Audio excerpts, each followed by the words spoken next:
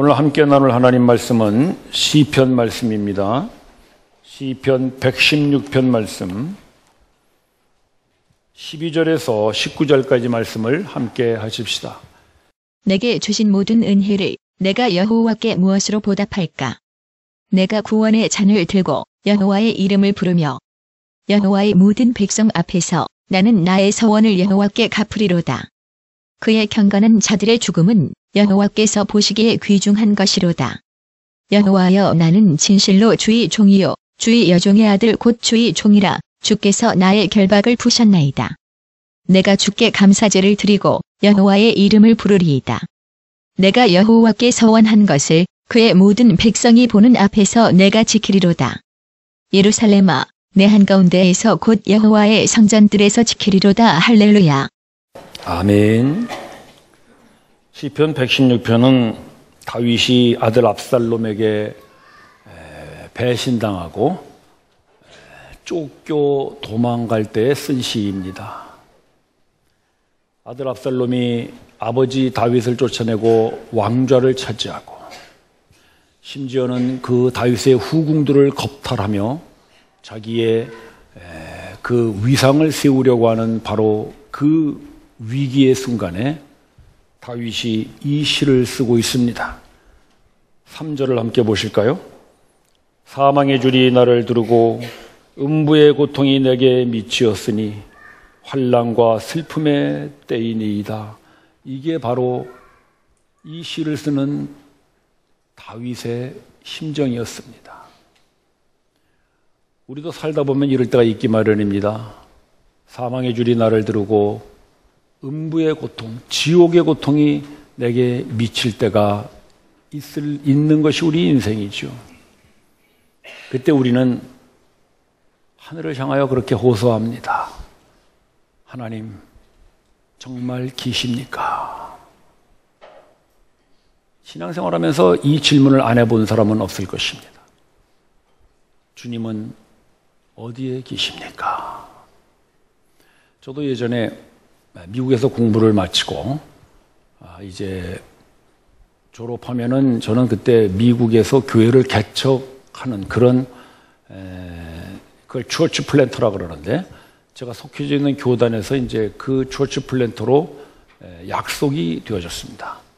이제 졸업만 하면 미국 어디선지 간에 교회를 개척하면 그 교단에서 저에게 재정 후원도 하고 또 그 교단에 속해져 있는 많은 교회들이 저에게 기도로 후원하는 그런 계획이 있었습니다. 저도 하나님의 교회를 세운다는 데 대한 큰 기대를 가지고 이제 졸업 때만 기다리고 있었는데 마지막에 이제 졸업하기 위해서 졸업 논문을 통과해야 됩니다. 그런데 그만 떨어졌어요. 논문이 떨어지니까 뭐 아무것도 안 되는 거지. 게다가 이제 유학 비자까지도 이 만기가 다 돼가지고 아직 졸업도 못했는데 이제 미국을 떠나야 돼요.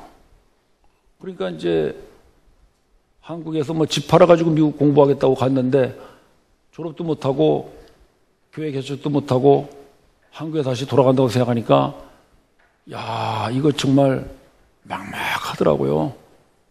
그때 제가 그랬어요. 하늘을 보고 하나님 정말 계십니까? 그 질문이 나오더라고요. 내가 직장까지 그만두고 늦은 나이에 신학 공부해서 하나님 말씀 전하겠다고 여기까지 왔는데 이게 뭐 아무것도 안 되고 다 그냥 이렇게 실패해 버렸으니까. 그런데 낙심하고서는 다 이렇게 그 학교 교정을 걸어 나오는데 이상하게 그 학교 교정에 태극기 아니라 만국기지 각 나라 국기들이 쫙 이렇게 꽂혀져 있어요. 이상하다 뭐 하나 그랬더니 어떤 미국 학생이 하나 나에게 쫓아오더니 나보고 한국 사람이냐 그래요. 한국 사람이라고 그러니까 지금 각국 학생들이 자기 나라 국기 앞에서 모국어로 성경 구절을 한 번씩 이렇게 다 읽으면 그걸 영상 찍어가지고 이제 학교 홍보용으로 쓰는데 마침 한국 학생을 찾고 있었는데 날 보고 좀 해달라는 거예요. 좋다 하자. 가서 태극기 앞에 섰죠. 무슨 말을 하면 되느냐 그러니까 그 학생이 나보고 그래요. 영어로. 미국 사람이니까 영어로 했겠지. Oh Lord, where are you? 오 주여 어디 계시나이까? 이 사람이 내 속을 긁을 일이 있나? 지금 그러셔서 내가 주님 어디에 계십니까? 지금 그러고 나오는데 나보고 그걸 또 하래. 영상 찍겠다고.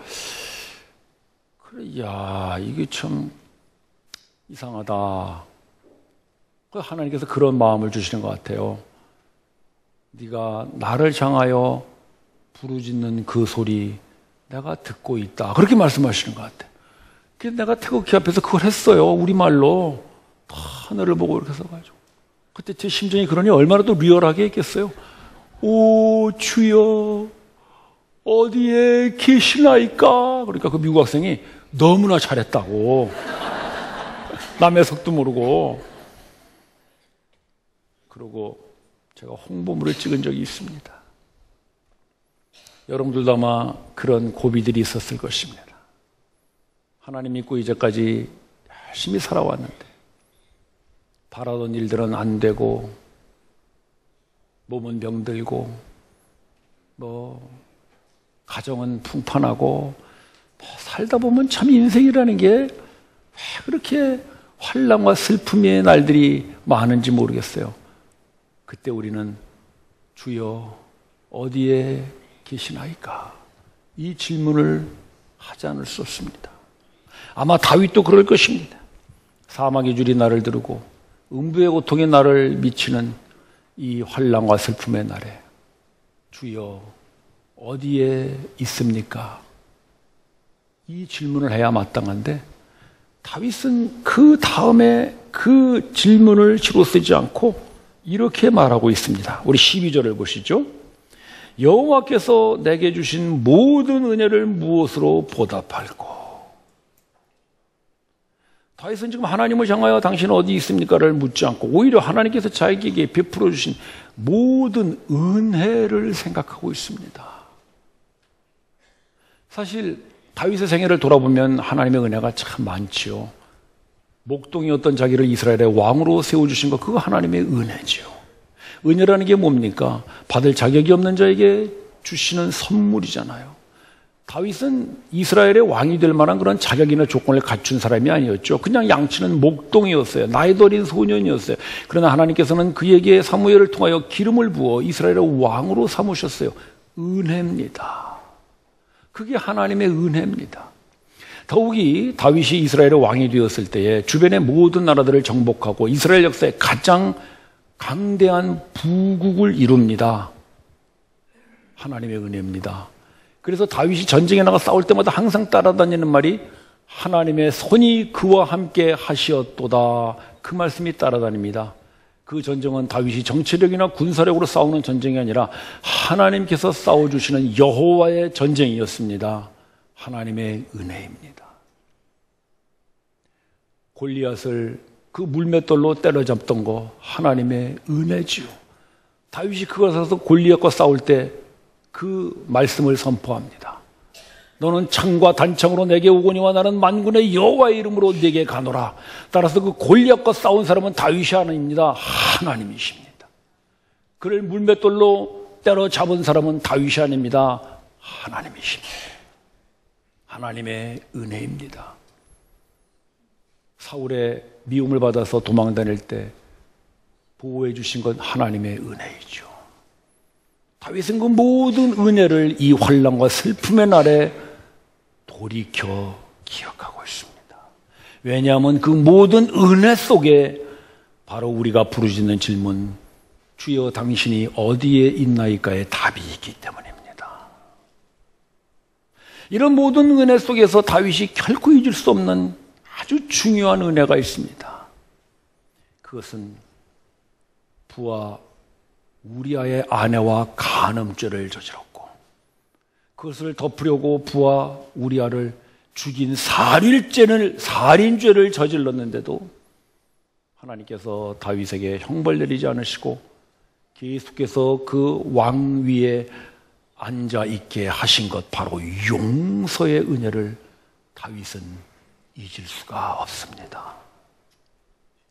그래서 그는 그 환난과 슬픔의 날에 자기에게 형벌 내리지 않고 간음죄와 살인죄를 저지른 그 율법을 범한 자기를 여전히 왕으로 삼아주신 하나님의 용서의 은혜를 생각합니다. 따라서 그가 받은 모든 은혜 중에 가장 소중한 은혜, 그는 것이 바로 용서의 은혜라고 고백하고 있습니다. 우리 시편 말씀 한번 보고 볼까요? 32편 1장 말씀인 1절 말씀 한번 보여주시죠. 한번 읽어봅시다. 시작. 허물의 사함을 받고. 다윗은 자기가 이스라엘의 왕이 된 것을 복이라고 말하지 않아요. 강대국을 이룬 것을 왕으로 말하지 않습니다. 그는 자기가 간음죄와 살인죄를 저질렀는데도 그 허물의 사함을 받고 그 죄의 가리움을 받은 그 용서의 은혜가 하나님이 주신 가장 큰 복이라고 고백하고 있습니다.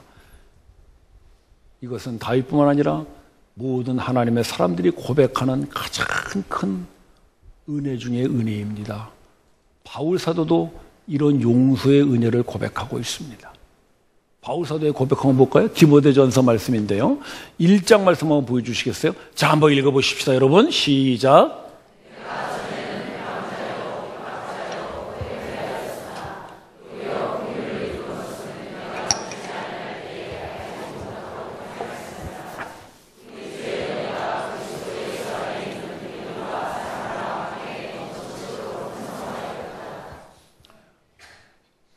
바울은 예수 믿는 사람들 잡아 죽이려고 쫓아갔죠. 회방자였습니다. 그리고 예수님의 말씀을 전하던 스데반이 돌 맞아 죽을 때에 그 앞장서서 돌로 치라고 그것을 보증한 사람이 바울입니다. 그도 역시 살인죄를 저지른 사람입니다.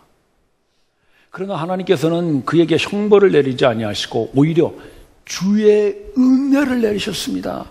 하나님의 은혜를 내리셨습니다. 그래서 그를 사도로 부르셔서 하나님의 말씀을 전하게 했습니다. 그것이 바로 용서의 은혜입니다.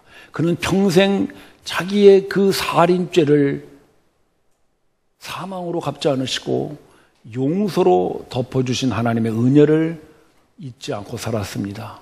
그래서 그가 선교 여정을 보내는 동안에 수많은 고난을 받지요.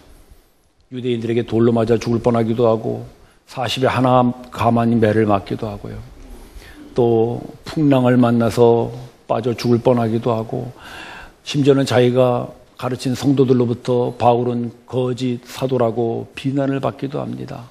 그런 외적인 내적인 수많은 그 환난과 슬픔의 자리에 바울은 자기를 용서하신 하나님을 기억합니다. 주의 은혜가 내게 임하였어. 그래서 예수 안에서 그 믿음과 사랑이 나에게 풍성히 넘쳤다. 그도 역시 그 환난과 슬픔의 날에 자기에게 임한 모든 은혜를 생각했습니다. 특히 자기에게 임하신 그 용서의 은혜를 생각했습니다. 형제자매 여러분, 우리가 살다가 그 환난과 슬픔의 날에 하나님 어디에 계십니까? 당신 정말 있습니까? 라고 묻고 싶을 때 이 시편을 기억하시길 바랍니다. 여호와께서 내게 주신 모든 은혜를 내가 무엇으로 보답할꼬? 바로 여러분들이 찾는 그 하나님은 모든 은혜 속에 계십니다. 여러분들이 인생 살아오면서 하나님이 여러분들에게 베풀어 주신 그 모든 은혜 속에 하나님은 계십니다. 우리가 이 세상에 지금 살아가고 있다는 거, 이거 자체가 하나님의 은혜입니다, 여러분. 이게 창조의 은혜예요. 하나님께서 우리를 창조하셨고 우리를 어머니의 태에서부터 조성하셨어요. 그래서 우리의 머리를 만드시고 손과 발을 만드시고 뭐 팔과 다리를 만드시고 이렇게 해서 우리가 지금 이렇게 멀쩡한 사람으로 살아가고 있습니다. 여러분, 이게 하나님의 은혜입니다. 만약에 하나님이 우리를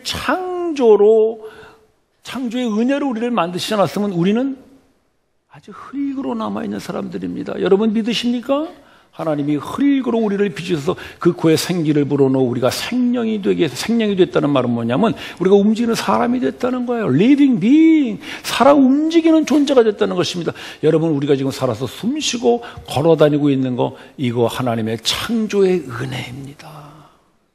하나님 우리를 창조하셨을 뿐만 아니라 우리가 살아갈 수 있도록 우리에게 생명력도 주시고 또 우리가 호흡할 수 있도록 공기도 주시고 또 바람을 불어 공기를 정화시키기도 하시고 비를 내려서 물을 주시기도 하시고 이런 모든 것들을 우리들에게 다스려 주십니다. 일용할 양식도 주시고 이런 것들 하나님의 섭리입니다. 그걸 하나님이 다스린다 그래요.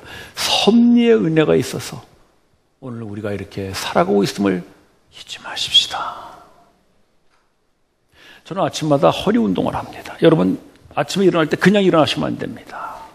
이제 우리 나이쯤 되면은요 그냥 일어날 나이가 아닙니다. 젊었을 때야 벌떡벌떡 일어나지만 이제 나이가 드시면은 허리 운동을 하고 일어나셔야 돼요. 그래서 제가 간단하게 가르쳐 드릴게요. 탁 누워서 먼저 왼쪽 다리를 쫙 이렇게 들어봅니다. 올라가면 할렐루야 하시기 바랍니다. 그 다음에 또 오른쪽 다리를 쫙 올리시기 바랍니다. 올라가면 할렐루야. 제가 연초에 허리 아파서 병원에 입원한 거 다 아시잖아요. 제가 금년도 첫 주일 그 신년 예배를 병원에 입원해 있다가 얼른 외출하고 와서 설교하고 들어갔죠. 그때 제가 병원에 갔더니요 허리가 아프니까 의사가 그거 해보라고 하더라고. 이쪽 들어보세요. 그래 들어보니까 괜찮아. 이쪽 들어보세요. 그러니까 나도 모르니까 아이고 그러니까 디스크입니다. 수술하셔야 되겠습니다. 딱 그러더라고. 진단을 바로 내리더구만. 그러나 웬 은혜인가. 의사는 수술해야 된다는데 수술 안 받고 이렇게 멀쩡하게 이 자리에 두 다리로 선 거 하나님의 은혜인 줄로 믿습니다. 물론 여러분들이 많이 기도해 주셔서 하나님의 은혜가 임했지만은 여러분 아침마다 이거 하시면서 할렐루야 하세요. 할렐루야 할렐루야. 두 다리 하면 할렐루야 할렐루야. 하나님의 섭리입니다 여러분. 이런 모든 은혜를 우리에게 내려주셔서 오늘도 우리가 숨쉬고 살고 살아있습니다. 어떤 분이 그런 얘기했어요. 살아있음에 고통합니다. 멋있죠 여러분? 살아있음에 고통합니다. 살아있지 않으면 고통할 것도 없죠. 여러분 살아서 고통하는 게 낫나요? 죽어서 고통 없는 게 낫나요? 그게 그건가요? 너무 고통스러우면 죽는 게 낫다고는 합니다만 그래도 살아서 고통이 낫지. 그래서 저는 거기 한마디 더 붙여서 이렇게 말을 만들었어요. 한번 들어보세요 여러분.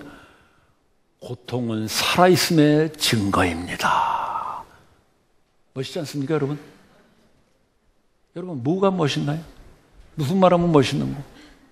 다시 한번 해볼까요? 고통은 살아있음의 증거입니다. 여러분 우리가 마음의 고통을 느끼고 육체의 고통을 느끼는 것 살아있음에 느끼는 것입니다. 죽은 자는 고통도 없어요. 따라서 여러분 우리가 살아있음의 고통을 느끼고 고통함으로 살아있음을 확인한다면 하나님의 은혜인 줄로 믿으십시다. 그러나 이런 은혜 중에서도 더욱 중요한 은혜가 있죠. 그게 바로 다윗과 바울이 고백했던 용서의 은혜입니다. 우리는 살이 나지 않았고 간음하지 않아서 나는 그래도 그런 죄인은 아니라고 생각하시나요? 아닙니다 여러분. 그런 살인과 간음보다 더 무서운 죄가 있습니다. 그걸 제가 보여드리겠어요. 로마서 말씀 한번 보여주시죠. 로마서 1장 말씀인데요. 자, 성경의 죄를 뭐라고 말하는가 우리 다 같이 한번 읽어봅시다. 시작.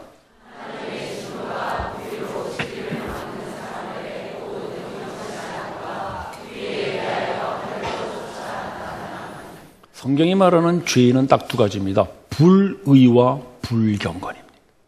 경건치 않은 것이 불경건. 의가 뭡니까? 하나님과 올바른 관계가 의거든요. 불의는 하나님과의 올바른 관계를 맺지 않은 것. 즉 하나님을 창조주로 예배하지도 않고 하나님을 그 나의 영적인 아버지로 감사하지도 않는 것. 그게 바로 불의라는 거예요. 그래서 하나님을 인정하지 않고 내가 내 인생 내 멋대로 살아가고 내가 뭐 마치 혼자 잘나서 이 세상에 태어난 것 같이 창조의 은혜도 섭리의 은혜도 하나님의 그 공급과 도우심의 은혜도 다 무시하고 자기 혼자 자기 인생의 주인 되어 내가 내 힘으로 벌어서 먹고 쓰는데 뭐가 잘못이야 라고 하는 사람들, 여러분 잘 기억하세요. 그게 바로 불의라는 것입니다. 그것은 간음죄나 살인죄보다 더 무서운 하나님을 없이 여기는 죄입니다. 불경건이라는 것은 경건은 하나님을 닮았다 그런 뜻이거든요. 영어로 God이니 있어. 그 불경은 하나님을 닮지 않은 것이 우리 모두는 하나님의 형상을 따라 만들어졌죠. 따라서 우리는 하나님의 형상을 닮아 살아야 합니다. 하나님의 지혜를 가지고 하나님의 아름다움을 가지고 하나님의 성품과 하나님의 사랑과 하나님의 거룩하심으로 살아야 마땅한데 우리는 하나님의 형상을 다 깨뜨려버리고 말았어요. 그래서 우리에게는 경건이 없어요. 불경건만 있어요. 그 불경건의 모습이 바로 하나님의 형상을 잊어버린 짐승의 형상입니다. 여러분, 짐승들의 그 특징이 뭐예요? 정글의 법칙이죠. 강한 자는 약한 자를 잡아먹는다. 지금 이 세상이 그런 거예요. 약육강식의 세상이에요. 그래서 강한 자는 약한 자를 잡아먹는 것이 당연하다. 그게 생존 경쟁의 세상이지. 그래서 우리는 강한 자가 돼야 돼. 힘을 가져야 돼. 권력을 가져야 돼. 약한 자가 되면 안 돼. 그게 짐승의 세상입니다. 우리 모두 그렇게 살아왔고 우리 모두 그렇게 세상을 만들어가고 있는 것입니다. 그게 불경건입니다. 거기에는 하나님의 모습을 찾을 수가 없습니다. 하나님의 지혜도 하나님의 아름도 찾을 수가 없습니다. 심지어는 교회 내에서까지 하나님을 믿는다고 하면서 그 하나님의 힘을 빌어서 힘과 권력을 가져보려고 세력을 가져보려고 여러분, 그것은 불경건입니다. 그것은 하나님의 사람이 아닙니다. 그건 하나님의 교회가 아닙니다. 따라서 우리 모두는 이런 불경건의 짐승의 세상을 만들고 짐승의 형상이 되어버리고 말았어요. 그걸 성경은 죄라 그럽니다. 따라서 우리가 사람 죽이지 않았고 무슨 가늠하지 않았다 할지라도 우리 속에 하나님과의 올바른 관계를 맺지 않고 하나님을 닮지 않는 불의와 불경건으로 살아가고 있다면 바로 우리가 죄인입니다. 죄의 삭은 사망입니다. 따라서 하나님께서 우리를 당장 사망으로 형벌하셔도 우리 할 말이 없는 사람들이에요. 그러나 웬 은혜인지 하나님께서 그런 불의와 불경건에 젖어 있는 우리들에게 찾아오셔서 우리를 하나님의 사람 성도로 불러주신 것, 이것이 하나님의 용서의 은혜인 줄로 믿으십시오. 이게 하나님의 은혜라는 것입니다. 여러분, 교회 오기 전에 회개했나요? 아니죠. 교회 와서 회개했죠. 하나님이 누군지도 모르고 내가 죄인인지도 모르는 사람이 어찌 회개할 수 있겠습니까? 따라서 회개보다 먼저 오는 것은 여러분들을 성도로 교회 안에 불러주신 하나님의 용서의 은혜인 줄로 믿으십시오. 따라서 용서란 내가 회개했다, 반성문 썼다, 다시는 안 하겠다고 결단했다, 그런 것의 대가가 아니라 은혜입니다. 그 용서를 받을 자격 없는 우리에게 거저주시는 은혜입니다. 용서는 은혜입니다. 그 하나님의 은혜가 우리에게 먼저 임했으므로 우리가 성도 되어 이제 내가 죄인인 걸 깨닫고 돌이키고 뉘우치는 것, 그 용서의 은혜를 받은 사람들. 따라서 형제자매 여러분, 우리가 환난과 슬픔의 날 하늘을 향하여 하나님 어디 계십니까? 당신이 정말 있습니까? 라고 묻고 싶을 때에 그런 여러분들을 성도로 불러주신 용서의 은혜를 잊지 마시기를 바랍니다. 저도 하나님 어디 계십니까? 당신은 정말 있습니까? 라고 묻고 싶은 그 암울한 시간, 용서의 은혜를 생각했습니다. 저는 참 목사가 될 자격이 없는 사람이죠. 저는 어쩌면 여러분들보다 더 심한 불의와 불경건의 사람이었는지도 모르겠습니다. 교회를 다닌다고 하면서도 내 인생 내 멋대로 살아가고, 하나님을 믿는다고 하면서도 하나님을 거저 나의 도움이나 주는 그런 수호신전으로 생각했던, 참 제가 생각해도 한심하고 부끄러운 사람입니다. 저는 가끔씩 기도할 때마다 그런 기도가 흘러나올 때가 있어요. 주님, 왜 그때 저를 죽이시지 않았나요? 죽여도 할 말이 없는 죄인이었죠. 그러나 하나님께서 저를 죽이지 않으시고 오히려 목사로 부르셨어요. 용서의 은혜예요. 하나님은 우리를 그렇게 용서하시는 거예요. 그래서 하나님 나를 용서하셔서 그 은혜로 내가 이제 신학 공부하고 목사까지 됐으니, 비록 내가 논문 떨어져서 졸업을 못해서 이렇게 암울한 시간을 맞았다고 할지라도 이 암울한 고난의 시간마저도 용서의 은혜 속에서 이루어지고 있음을 제가 발견했습니다. 할렐루야. 하나님의 용서가 없었으면 목사가 안 됐을 것이고, 내가 목사가 되려고 하지 않았다면 구태여 미국 가서 그렇게 논문 떨어지고 할 게 뭐 있겠어요. 그러나 하나님 나를 용서하셔서 목사 만드셨기 때문에, 이제 하나님의 말씀을 전하게 하셨기 때문에 나를 더 좋은 목사 만드시려고 훈련시키시는가 보구나. 그래서 제가 다시 한번 용기를 내서 논문에 도전했습니다. 그때 마침 제가 이제 미국에서는 학교 졸업하면 잡을 잡을 수 있는 그 OPT라고 하는 1년의 기간을 줘요. 제가 이제 그때 OPT를 신청한 상태였기 때문에 유학비자는 끝났지만 OPT로 계속 미국에 있으면서 마지막 졸업 논문을 다시 써서 냈습니다. 참 정말 하나님 말씀이 그대로더라고요. 우리에게 감당치 못할 시험을 당하게 하지 아니하시고 우리가 시험 당할 즈음에 피할 길을 내사 넉넉히 이기게 하시느니라. 그 말씀대로 하나님께서 저에게 그 시험 감당케 하시고 또 피할 길을 내서 다시 논문을 써서, 저는 이제 그때 이미 시애틀에 가서 교회를 개척할 때였거든요. 이제 얼마 지났는데 학교에서 편지가 왔더라고요. 이제 졸업 논문 통과했으니까 졸업식 내려오라고. 근데 제가 그랬어요. 나는 이미 그날 하나님 앞에 훈련 다 받아서 졸업했다. 갈 필요 없다. 졸업장이나 보내달라. 그래서 저는 졸업사진도 없어요. 그러나 저는 졸업사진보다 더 분명한 하나님의 그 말씀을 경험한 것이 제 마음속에 뚜렷이 남아있음을 감사합니다. 형제 자매 여러분, 성도는 그 환난과 슬픔의 날에 하나님 어디 있습니까? 라고 부르짖을 때 그 하나님을 우리에게 주신 모든 은혜 속에서 발견하게 될 줄로 믿습니다. 특별히 그 불의와 불경건에 빠져있는 여러분들을 아무런 말씀 안 하시고 아무런 그런 죄의 대가를 묻지 않으시고 그저 용서하셔서 성도란 이름으로 불러주신 그 하나님의 용서의 은혜 속에 여러분들이 찾는 하나님이 계심을 믿으십시오. 그 하나님을 발견한 사람은 이렇게 부르짖습니다. 우리 13절 볼까요? 내가 구원의 잔을 들고 여호와의 이름을 부르리로다.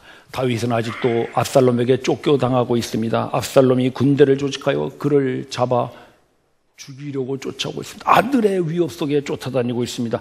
그러나 다윗은 구원의 잔을 높이 들고 여호와의 이름을 부릅니다. 여호와의 이름을 부른다는 게 이게 뭐겠어요? 17절 보실까요? 내가 감사제를 드리며 여호와의 이름을 부르리로다. 똑같은 말씀이죠. 즉 구원의 잔을 높이 든다는 건 뭐겠어요? 감사를 드린다는 거예요. 감사제를.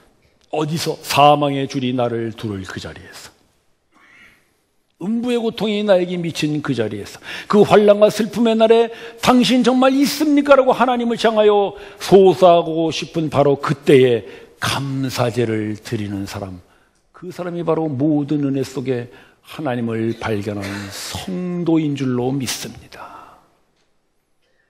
따라서 그렇게 성도의 삶을 사는 사람은 마지막 죽는 순간에도 이렇게 고백합니다. 17절 보십시오. 15절 보십시다. 여러분들이 한번 읽어보시기 바랍니다. 시작. 성도의 죽는 것을. 여러분, 사람이 당할 수 있는 가장 극한 고난이 죽음입니다.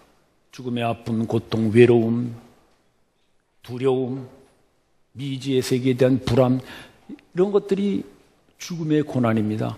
그러나 그 죽음의 자리까지도 성도는 그 자리에서 우리에게 행하여 주신 하나님의 모든 은혜를 생각합니다.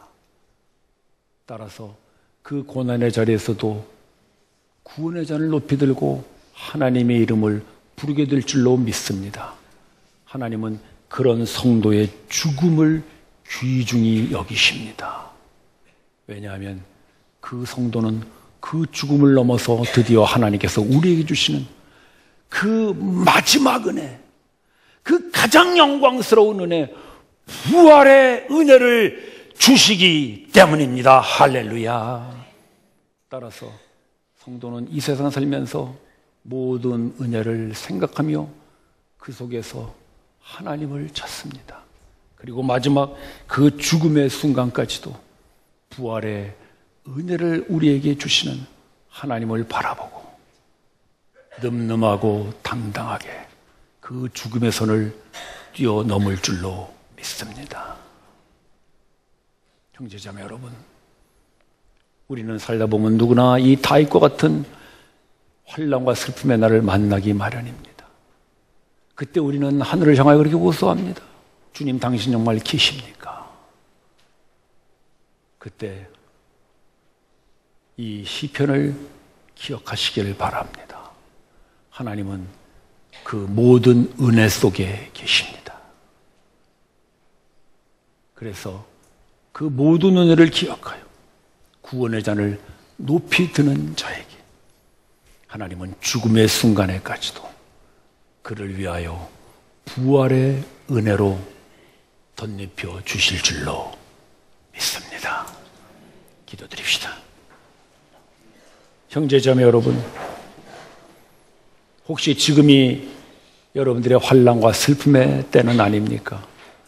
그때 이 시편을 고백하십시오. 여호와께서 내게 주신 모든 은혜를 무엇으로 보답할꼬? 내가 구원의 잔을 들고 여호와의 이름을 부르며 성도의 죽는 것을 귀중히 보시는 하나님께 감사제를 드리며 여호와의 이름을 부르리로다. 합심하여 고백하며 기도하십시다.